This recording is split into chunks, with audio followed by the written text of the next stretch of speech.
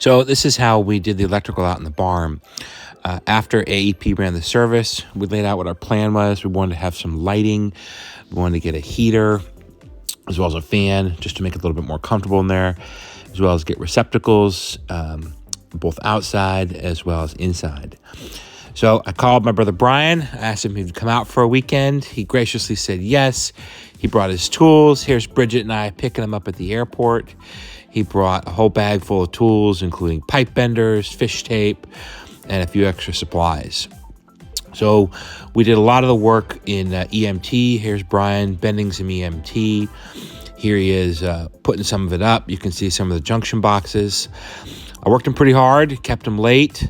Here we are doing the very last few receptacles with headlights late at night to get the final lighting. So here we'll show you what we did. All right, so we're here. We're at the barn. It's about 10 o'clock. We just finished up. No, it's 11:30. Okay, it's 11:30. We just finished up, and we'll show you what we did. All right, go ahead.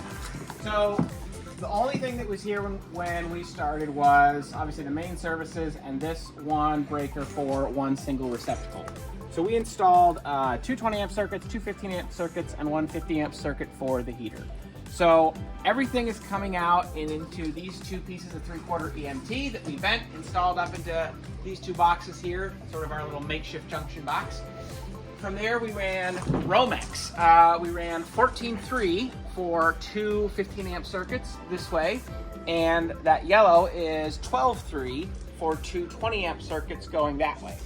So the two 15 amp circuits, one of them comes over here to this series of boxes and switches for the overhead lights. The overhead lights are 8-foot LEDs that have plug-ins, so we mounted receptacles at each spot, just the way that the length of the cords works in the spacing. So each of those is powered by 3-way switches here. And there's another switch down there at the other end of the barn. The other 15 amp circuit is for outside, which we'll probably show you in a minute.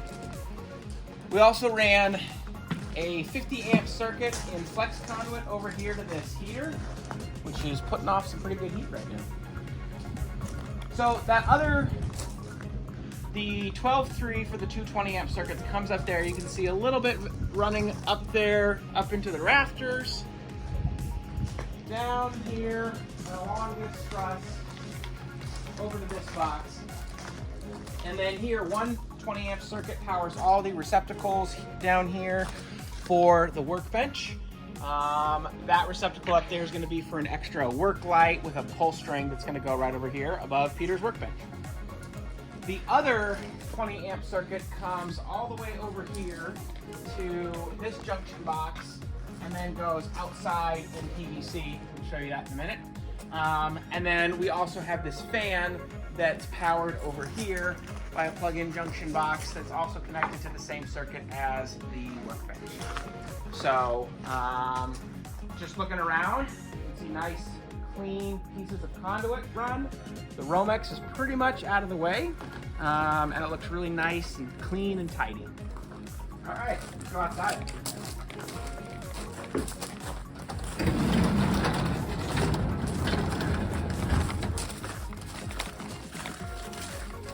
So that other 15 amp circuit that comes down from there powers this receptacle and this floodlight. And then the other 20 amp circuit that was run in the corner of the barn is that GFCI receptacle all the way down there in the corner.